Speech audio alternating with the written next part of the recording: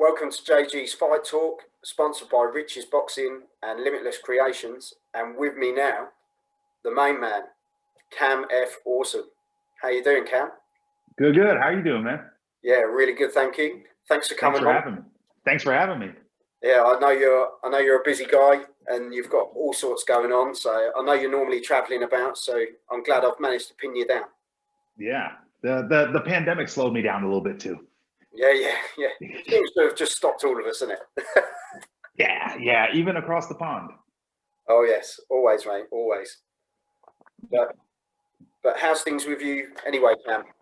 Oh, everything has been great with me. I guess it was a year ago yesterday that I woke up in Dallas, Texas, at a training camp preparing for the 2020 Tokyo Olympics. This time around, I was usually always compete for USA. This time I was competing for Trinidad and Tobago. Okay. But then I woke up to a news report that the NBA was being canceled because there was a disease or something going on. So that was the death of the Olympic dream finally. And they said the Olympics were going to happen again, but they said in a year, but I didn't have a year to wait. I mean, with everything that's going on in the world, it was hard to put my life on hold for boxing any longer. Yeah, it was like, it was a good run. Is that it for you now then, boxing wise? I wouldn't say that was it because it's just something I enjoy doing. I don't care to make a career out of it, but I might just continue to win Golden Glove nationals for the hell of it. Hey, just because you can. Yeah, well, here's the thing. I thought I was this super motivated individual who like always worked out no matter what because I cared about health and fitness. And I realized no, I was just afraid to get beat up before. That's what motivated me to go to the gym all the time. So the idea, like people who just wake up in the morning and just go running, no one's chasing them. They're not training for a fight. They just run. Oh, I envy those people because I'm not one of those people. No, nor am I. I need physical harm for me to do cardio. Like I need fear. So if I need to just kind of just box at the amateur level here and every year or every other year win nationals just to stay in shape, that's like a cool thing to do. And also you get health insurance. So that's actually the reason why I've won so many national championships. I didn't have health insurance. So I figured if I just like took a month, got in shape, won nationals, and kind of faked an injury to give myself a few months off so I can actually go do something with my time. I basically did that for quite a few years towards the end. I'm loving all this self-exposure. Oh yeah. I mean, what I realized is nothing's really that serious. Yeah. Like at the end of the day, okay, here's the thing. I love what boxing has done for me. Yeah. Don't necessarily love boxing itself to that degree. Like, I of course love boxing. I can't say that I've dedicated my life to it, but it's just not my top priority in life. Mm-hmm. And like the Olympics thing, that was like a top priority. But to be honest, I really don't watch boxing too often either. I'm not that big of a fan of the sport because I don't have television and you can't really, it's hard to watch fights. But yeah, I love what boxing's done for me. It's a great sport. I try to encourage other people to be involved, but I want everyone to know, like, you could box, but it's not like, not everyone has to be a champion. Like, if you want to be a champion, go for it. But if you just want to do it for fun, like cardio, stay in shape, or just to feel just feel masculine, like the people like, a great feeling is being a man. The great feeling is like being able to take care of your kids. Wrong. A great feeling is punching another man so hard that his body just crumbles beneath himself in front of his wife and kids in the crowd. That is the feeling of being like standing over his body as it collapses to the ground. That feeling, I don't experience too much because I don't knock that many people out, but it's a good feeling. Now, those feelings are why I box. I don't really do it for money. I think the problem is too many people like boxing is a poor man's sport. So it's like in the inner cities, it's in the slums. Throughout history, the most oppressed people have always won the most championships. Boxing is like it's just a brutal, like grassroots sport. From like, it's not. Yeah, you get it. So the majority of people who enter the sport is entering the sport as a means to get somewhere else. So I entered the sport just because I was in high school and I wanted to lose weight to get a date for prom. But like other people do it to like be able to feed their family and get out of poverty. And granted, I grew up in poverty. I found a different way out, like through professional speaking, comedy, doing events or whatever. That is my career. But boxing has like been a great way to stay in shape, travel, get stamps in my passport. Been across the pond quite a few times. So when did boxing start for you? How old were you when you started boxing? 17. Okay. It was my last year in high school. So it literally was for the prom to get yourself in shape. Literally, I was trying to lose my virginity for prom. Like, if we're being honest, that was like 17-year-old kid me was like, I'm super insecure, I'm overweight, and I'm just like, if I lost weight, it wasn't my weight. It's probably the way I dressed. It's also my weight. It's probably my attitude, my social skills, my awkwardness. But I thought it was my man boobs. So it was definitely an insecurity of mine. But this is Cam now looking back at Cam then, isn't it? Do you know what I mean? Yeah.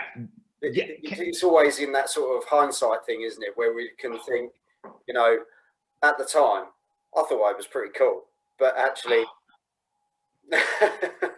Yeah. Oh, actually, I thought, no, I knew I wasn't cool. Yeah. I thought I wasn't cool because of my weight. Right. Okay. Wasn't it? I lost the weight. It still took a long time. And actually, how the progression went is I joined the gym to lose weight, get a date, didn't get that, but like I got a lot of confidence from boxing, and it made me realize you can just kind of fake your confidence till you get it. And I started to fake it, and I slowly became a very obnoxious person. And the thing is, my cockiness, and I was never arrogant because I never spoke about how good I was. Like I never talk about what I win. But the way I walk into a room, the way I walk into a fight is, and I'm not saying this just be cocky. The way I help, we spoke before we started recording about how like I learned to curb my anxiety and my stress before a fight. And I've learned to control that by playing mind games with my opponents. Yeah. Some guys it's never going to work for, like top guys it's not going to work for, but you'd be surprised the mind games that I'm able to get away with. One thing I would do is at weigh-ins, no one wants to stand next to the person they're fighting. So I always make it a point to get two chairs together, and I put my chair next to the other chair. I sit down and I call my opponent over to have a seat as we're all waiting for weigh-ins. There's no way he's going to sit next to me. Did any of them sit next to you? No, very rarely would they. So I would just take my bag and I would put it on the seat. Now, no one can sit there. And also at weigh-ins, I don't know if you've been to weigh-ins, there aren't many seats. So if you see a seat, you take it. So the fact that you saw a seat, it was offered to you, you said no. Now there's a bag on that seat, and now you can't ask to sit there again. And no one gets to sit there. And I do that just so he knows he should have just sat next to me. Yeah. Another thing I do before a fight, you know, the guys got their gloves on, they have their headphones on, they have their playlist, they're ready to fight. They do their mitts. Their coach takes their headphones off, their music plays, they're walking to the ring. They get a tap on their shoulder. It's me. Hey man, I just wanted to say good luck.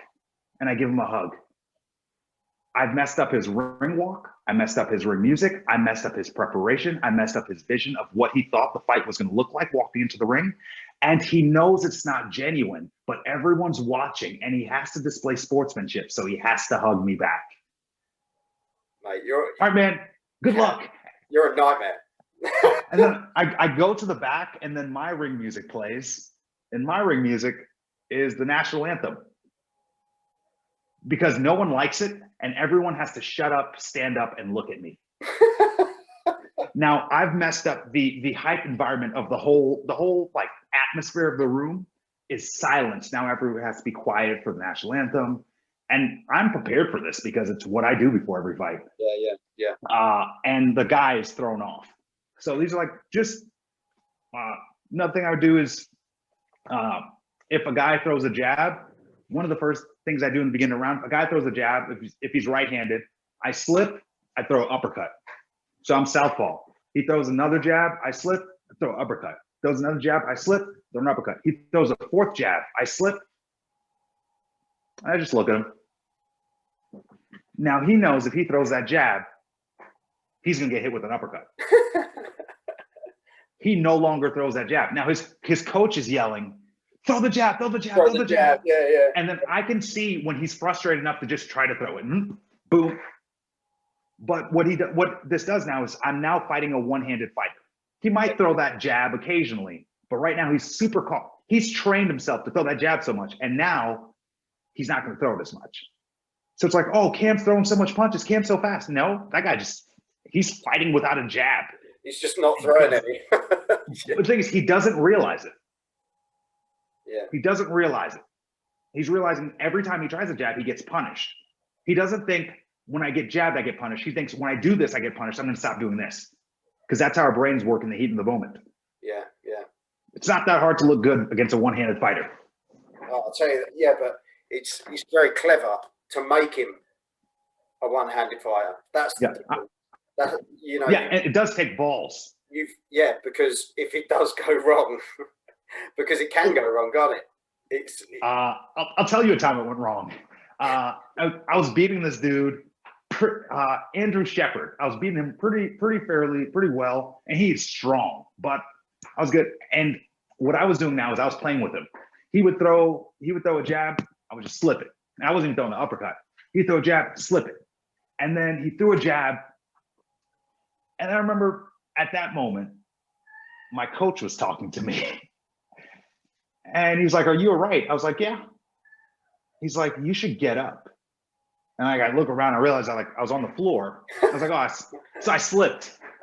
So I got up and I finished the fight, and I got done with the fight, and like, "Oh my God, Cam, yo, you got so much heart. We never thought you were gonna get up." I was like, "No, it was a slip." He's like, No. And I argued for months. Every time someone brought it up, I was like, it was a slip. I went to the next nationals like 6 months later, someone had it on film. He was throwing the jab, slip, throwing the jab, slip. I thought a jab was coming, it was a hook. Yeah. And I got dropped. And I was laying there in my own corner, and I looked over and my coach was right there. And it took me 6 months to realize I got dropped. So yeah, sometimes it doesn't work out. That was one of the times it didn't. Yeah, it's one of those things, isn't it? It's kind of like, you know, someone's going to figure it out, and it's a matter of time. And that guy, you know, he just got your number on that night, didn't he? It worked all those times, but he just got your number. Yeah. Technically, I got up and I won, but he had my number. That hook was clean. You know, you look at your career. You know, how many fights did you have, Cam? Over 400. And how many did you win? I lost 48, I believe. So out of over 400. Yeah. That's crazy, mate. Yeah. And it's like a lot of people think like, you think what an achievement though. Like, yeah. Surely you know what sucks about that? What sucks about that is I admit my record.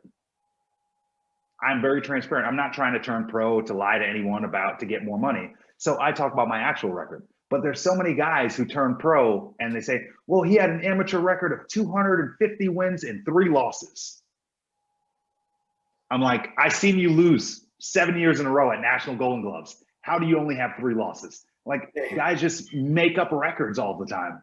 So I figured I'll just be honest with mine. And it does look like I have a lot of losses, but when I fight, remember, I'm fighting the #1 guy in each country I go to.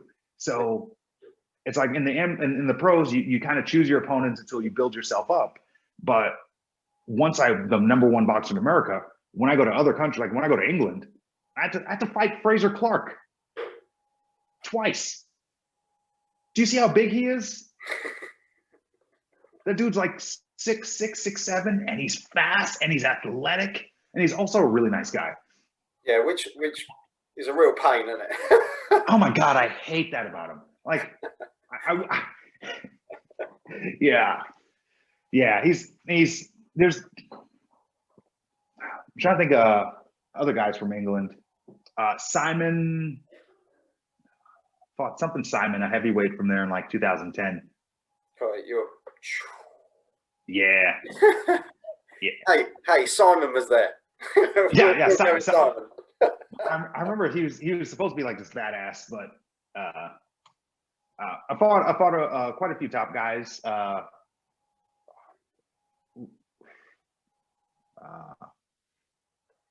Roberto Camarelli, he was one of the most top guys I fought. He was a one-time bronze Olympic medalist, one-time silver Olympic medalist, and one-time gold Olympic medalist. I was in the ring with him, and it was my first international competition. And remember when I said I was cocky? Like, they said I was fighting this guy, and I was like, cool. They're like, you want to look him up? Don't need to. Why would I need to? And then someone said, oh, he won a medal in the Olympics. He won a bronze. I was like, yeah, but he wasn't good enough to win gold. They're like, yeah, he also won a silver. I was like, yeah, he wasn't good enough to win gold. Because in my head, I'm going to win a gold. And I was like, yeah, he also won a gold. I was like, wait, how many Olympics did this guy go to? Yeah, hang on a minute. 4. And like, we got to the middle of the ring, but in my head, he couldn't figure out my style. So we got to the middle of the ring. I'm here. It wasn't him because I didn't see his hands move, but I got hit twice. And his hands were still right here. And I was like, oh no, this is going to be a long one. I lost that fight. But you know what? You're so gracious in defeat. I know you talk about, you talk to some fighters, ex-fighters, and they turn around and you'll talk about their fights, and you bring up a loss, and you can see in their face, yeah. But it's part of your career. It's part of that building. It's part of that, character, isn't it? Your losses are just as important as your wins. They can be the making of you, can't they? And more important. I remember seeing you. We'll drop it in now in CounterPunch on Netflix. It's a must watch, by the way. I absolutely loved it, and it shows a real character. But I remember you boxing that giant, that absolutely massive guy, the American. Darmani Rock. Darmani Rock, yeah. Beast. Yeah, he is a beast. And he's so big. Yeah, but it didn't phase you, because I think you had quite a major cut, didn't you, at one point as well? Yeah. And I just thought, he's going in against this, like, bear is the only way you could describe him. Yeah. Because he was just huge, and you didn't flinch. Like, it was like, I'm having this. I'm having this, and your attitude was just like incredible. If you're going to take anything from that documentary, was your willingness and your drive. You weren't gonna. There was going to be a W. That's what was up here, wasn't it? Yeah, and that's why I would cry. When I lose, I cry, and it's not out of anger. It's out of confusion. Because I genuinely believe with all of my heart and my soul that, like, if you and I are going to fight, we already know what's going to happen. Like, there's 3 people in the ring. 2 of them aren't winning. You and the ref. Because in my mind, like, I know I'm going to win. You know I'm going to win. The ref knows I'm going to win. The crowd knows I'm going to win. The judges are going to see that I'm going to win. What we have to do now is like the formal procedure of going through it so I can get my award.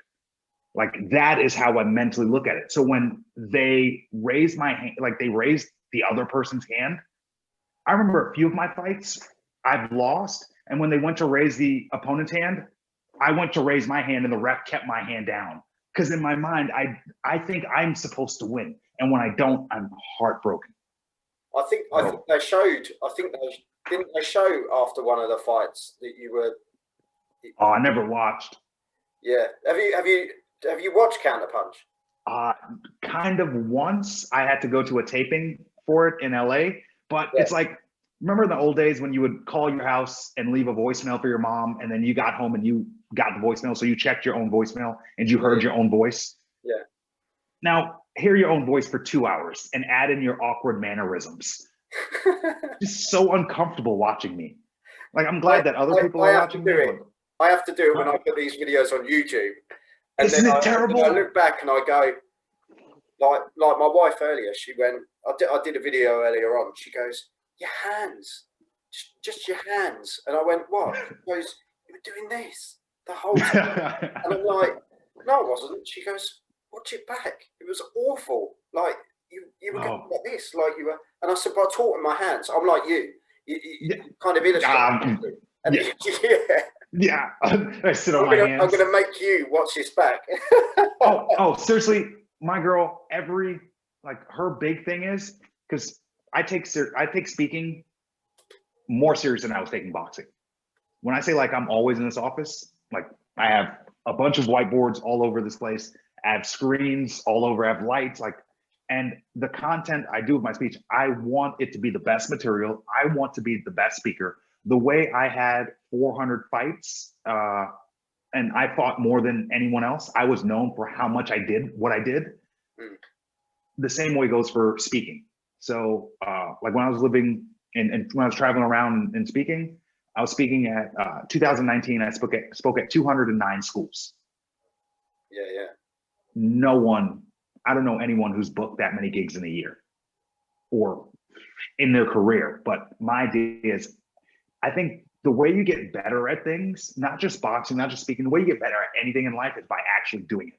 You can have all these theories, you can have coaches, you can do this, but until you actually apply what you're learning, you can shadow box all you want. When you get hit, shit's different.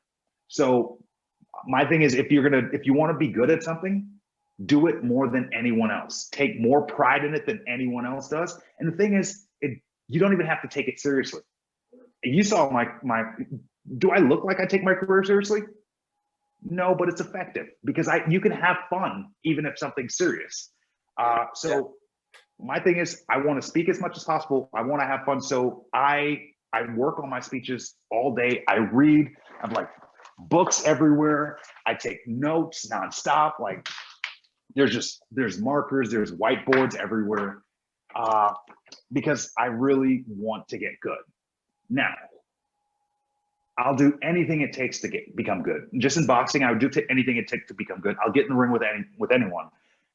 But the only thing with that is to get better at speaking, you gotta watch yourself. I'd much rather do cardio. You'd rather go for a run. I'd rather do you hate running. Hill. And you hate running. Oh man, yeah, it is. Let's just emphasize to the people how much you hate running. Oh man. Okay. So here's the thing. And also here's why I'm not a good team player. I was captain of the USA national boxing team. In hindsight, as I'm older and a little more mature, I realized I wasn't the greatest leader in the beginning, because the idea of I don't have a coach, I coach myself. So everything you see, I taught myself. The reason why I box awkwardly is because I didn't know what I was doing and I figured it out. So it doesn't look crisp, but it's effective. So I don't know,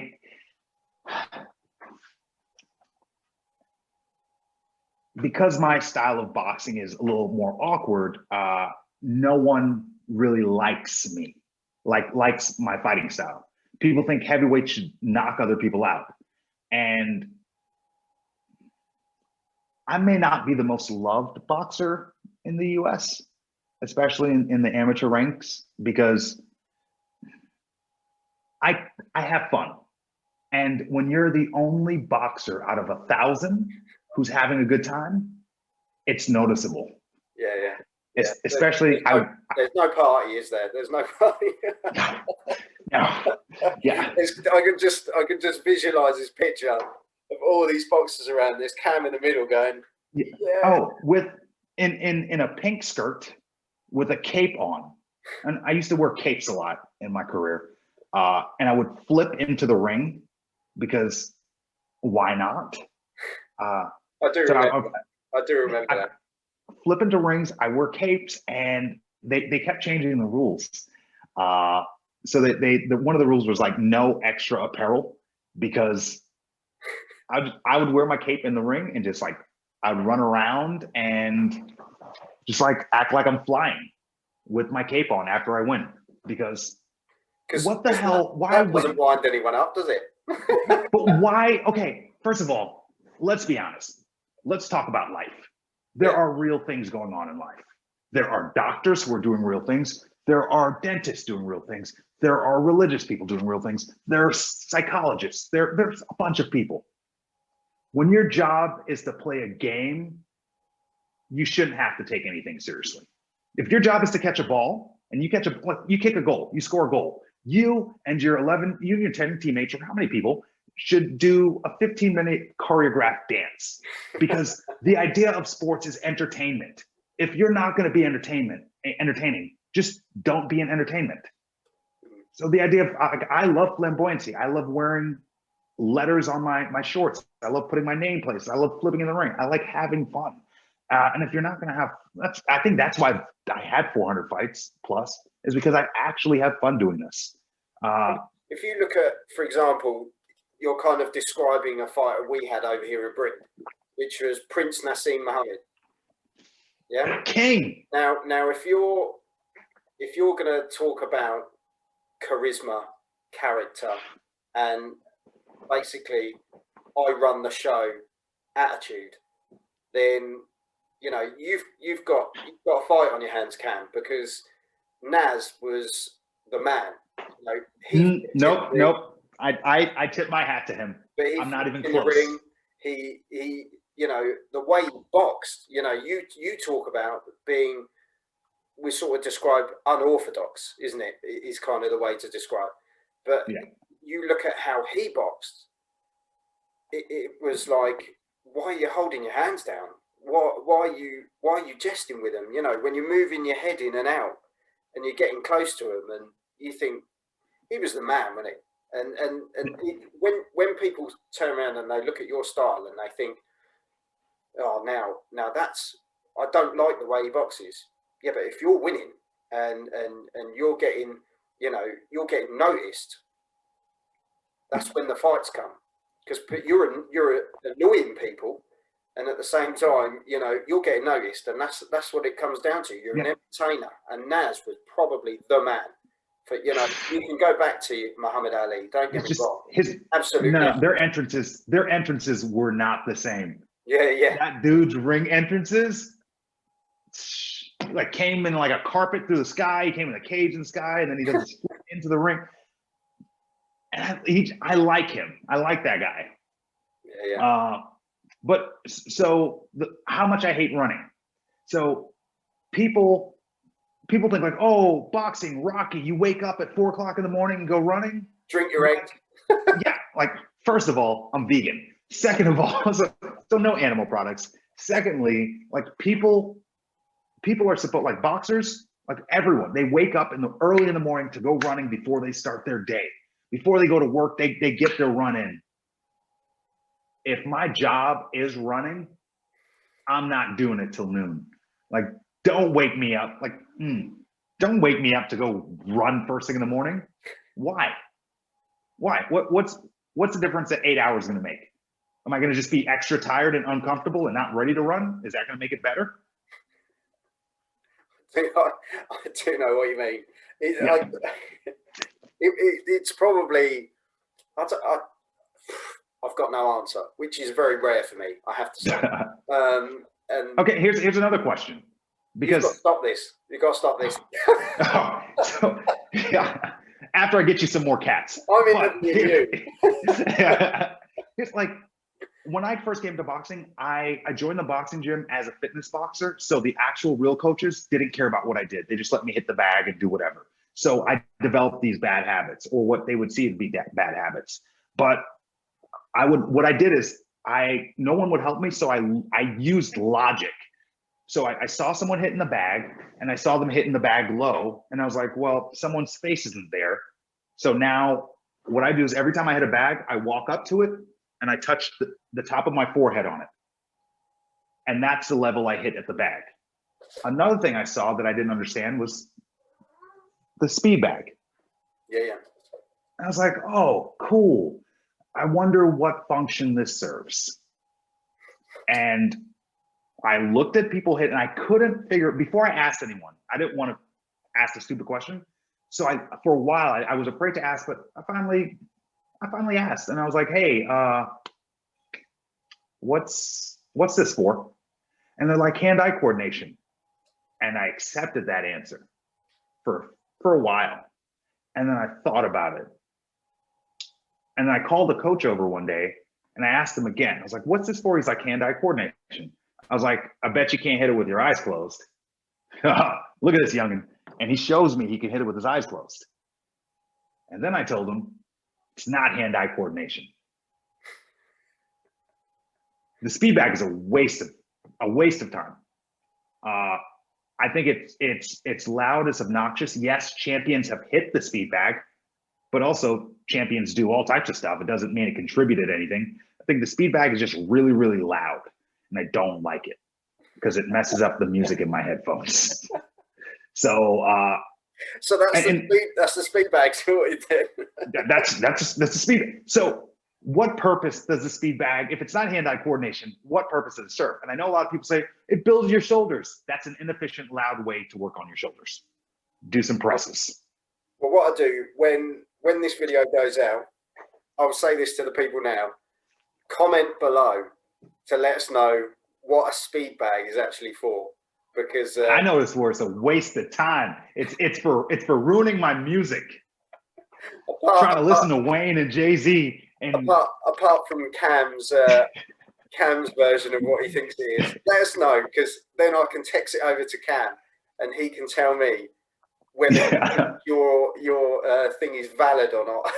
I can tell you how invalid it is. Here's another one. They say it helps your form for boxing. Listen, if you beat me in a fight doing this, you deserve to win. Now, this is not going to happen because no one throws punches like this. Also, you don't stand with your feet in the boxing stance. So there's actually no actual reason for it. Now, what I believe happened was maybe in 1940 or in the olden days, someone made a boxing movie and put the speed bag in it because it just happened to be on set. And they're like, we should keep this around. Now, people can argue with me and say, Mayweather hits the bag and all these champions hit the bag. You haven't gone to the Olympics. Kim, you don't have a medal in the Olympics. Maybe you should have hit the speed bag. I'd much rather not go then. I just say that to be facetious. But a lot of great champions have hit the speed bag, and it's a great cool down method, but it's actually loud and obnoxious, and that's why I don't like it. I'm not passionate about a lot of things. Obviously, very passionate about the speed bag. You're slowly unlocking what you're passionate about. And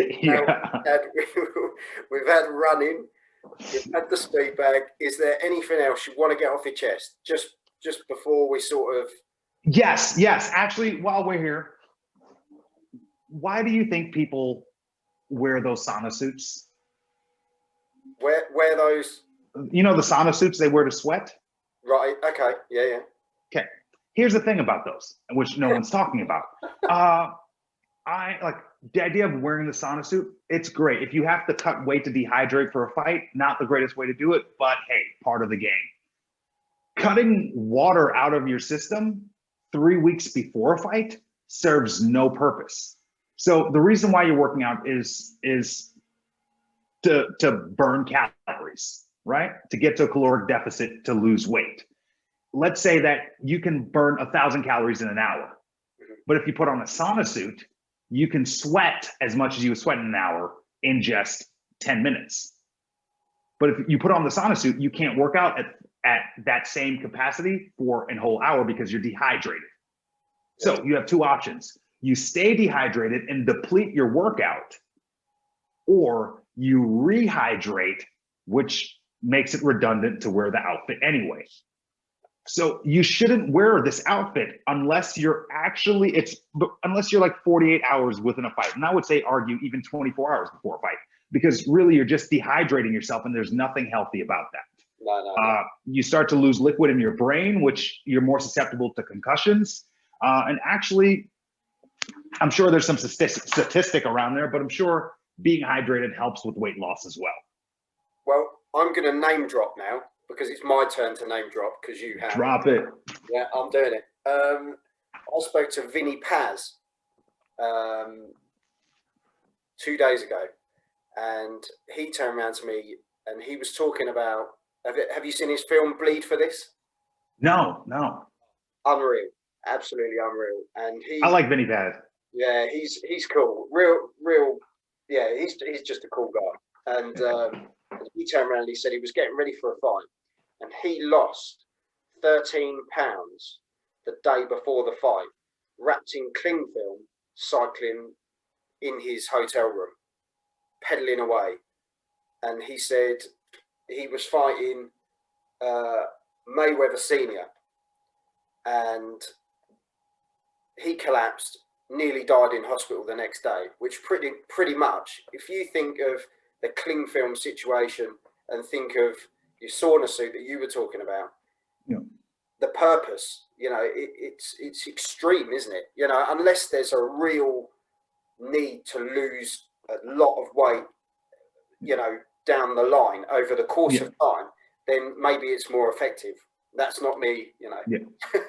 No. But the thing is, like, and the thing is, I'm not perfect. I've done it. I've been in a situation where it was like one of the Golden Gloves is like, I was fighting at super heavyweight, and they sold a bunch of tickets for people to see me fight here in my hometown, and I don't ever fight here, so it was like a big deal. And then I didn't have an opponent, so I had to drop weight classes because we sold the tickets already, and people were coming to see me. And the way that we make money to travel as a team to go to nationals is through these fights. So like, there's kind of this weird pressure on me to drop 16 pounds the night before fight, and it was terrible. So I thought I wasn't gonna fight, so I thought I had a walkover. But then at like 10 p.m. the night before, they told me, you don't have a fight tomorrow. I'm like, good. They're like, no, we need you to get a fight. So you need to fight at heavy. What do you weigh? I was like, doesn't matter, I'll get there. But I had a speaking engagement that night, and I was doing this. It was a cancer walk. So it was at midnight. They did a 24-hour walkathon, and I was supposed to talk at midnight. So at about 1:45, I get off stage, drive home, get my stuff to the gym. I got to the gym about 1:30 in the morning, and that's when I started cutting weight. So I lost probably about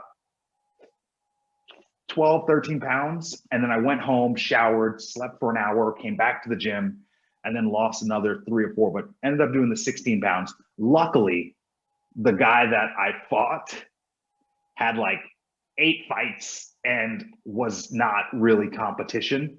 So like I felt terrible, but it wasn't a real opponent. By the way, that's nothing that we encourage people to do. Yeah, I definitely don't encourage it, but here's a lesson, and I'm not one to shy away from my losses, because if I'm going to talk about my wins, I'll talk about my losses. Jared Anderson, have you heard of him? He's been making some noise in the pros. He won nationals in the US. He beat me. He's one of the 3 US fighters that beat me in the last 10 years. And I thought I could just show up, like I was doing my win nationals thing just to get health insurance. He didn't let me. Yeah. How dare he? Yeah. He lit my ass up. Yeah. And well deserved, because I thought, and it wasn't just because I did it to everyone that week. I fought him in the finals, but I thought I could just continue to do my speaking business, half-ass nationals, not really train, just cut enough weight to fight. and I made it to the finals like I always do. And I ran into Jared Anderson. He's a different animal. Great fighter, and also a great guy. Like, I don't know him too well, but he was super respectful. He's really nice. I don't like that he's nice. Yeah, him. Like, it's, you know what? Actually, I do like these. All of the nice boxers, like, first of all of the killers are the sweetest human beings ever. Like, all the guys who can actually who are as good as we think they are, all those guys are super secure in themselves, so they don't have to be mean or macho or aggressive. It's like at weigh-ins, the loud boxer who wants everyone to see him there and making noise. That's the guy I want to fight. Yeah. I don't want to fight the Fraser Clarks or the Jared Anderson or just the nice, quiet guys.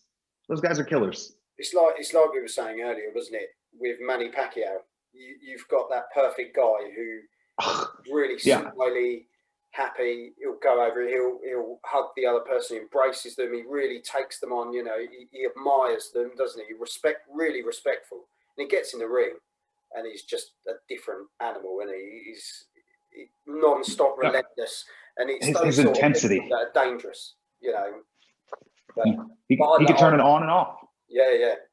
It's I just love I love boxing, to be fair, and you know, just to have a chat with you, and you know, it's great because I know you've lived the life, you've had a great boxing career.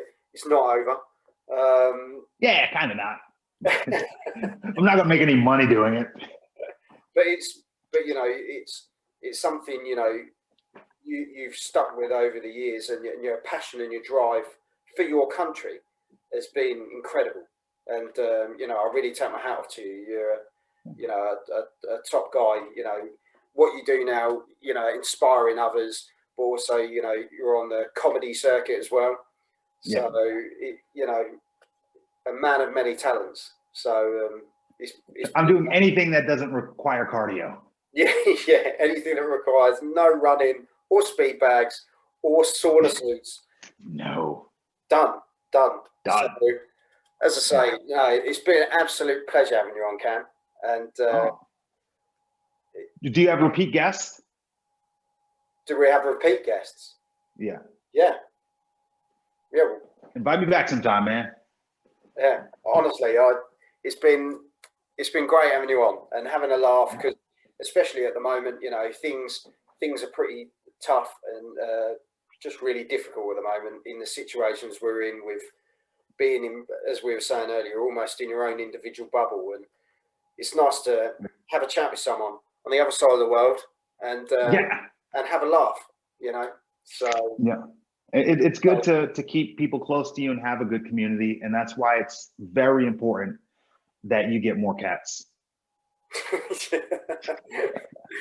Right, that's going to be edited out, but as I say, I really appreciate your time. I'll ping you over a text afterwards, and we'll have to keep in touch, mate. It'd be really good. All right, I'm serious about coming back, man. Love to chat.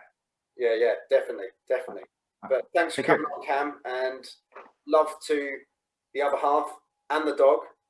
Oh yes, and yes, both of them. Yeah. Don't forget the dog. evenly. Or her? No, the girlfriend more than the dog. More. That's how we do it. Yeah. I'll keep that. Thanks for coming on, mate. I really appreciate it. Thanks for having me, man. Have a great day. Yeah, and you. Take care. But yeah, Cam F. Awesome. What an absolute character. Really enjoyed talking to him. Great laugh. We found out, you know, he doesn't like sauna suits, doesn't like speed balls, and he doesn't like running. And he wants us to get more cats in the house. So yeah, really great to have him on. But I'm going to give him a text now and keep in touch. Top bloke. But yeah, thanks for watching JG's Fight Talk, sponsored by Rich's Boxing and Limitless Creations. And I'll see you all soon. Thank you.